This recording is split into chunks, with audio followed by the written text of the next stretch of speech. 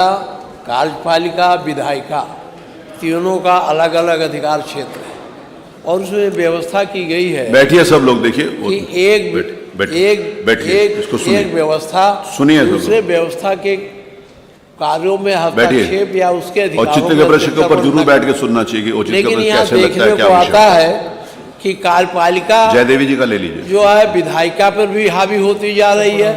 कार्यपालिका जुडिशियरी को भी कहीं न कहीं किसी तरह से प्रभावित करती है।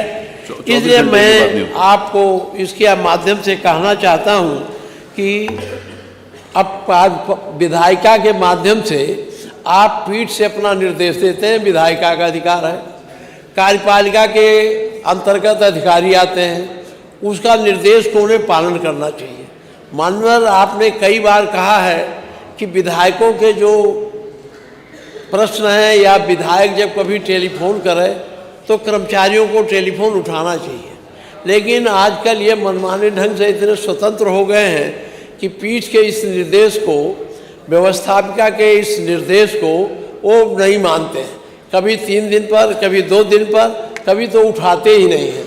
इसी को लेकर के मैंने ये प्रश्न आपके बीच में रखा था कि आप बार बार निर्देश देते हैं, वो कार्यपालिका नहीं मानती है।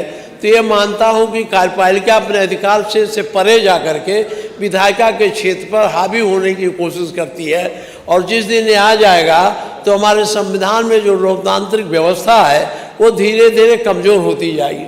और जब लोकतंत्र कमज़ोर करने की कोशिश कार्यपालिका करेगी तो अंततगत्ता उसको भी वही भोगना पड़ेगा जो हम सबको भोगना पड़ता। इसलिए मेरा आपसे निवेदन है कि आप अपने पीठ से दिए निर्देशों को आप दिखवा लें, एक ऐसा आदेश आप जारी करें और माननीय संसदीय कार्य मंत्री हैं, इस तरह से निचले स्तर पर आप पहुंचा दें कि वो कम से कम टेलीफोन तो उठा लिया करें। हम लोग खुद टेलीफोन करते हैं तो थानेदार तो कभी उठाता ही नहीं। एसपी अगर कभी सुन भी ले तो थानेदार को फुर्सत ही नहीं टेलीफोन उठाने के, बैठ के दलालों से गप करेंगे, टेलीफोन नहीं उठाएंगे। तो आपको ये आपका ये निर्देश है और अगर इस पीठ की अवहेलना होती है तो व्यवस्थापिका की अवहेलना है।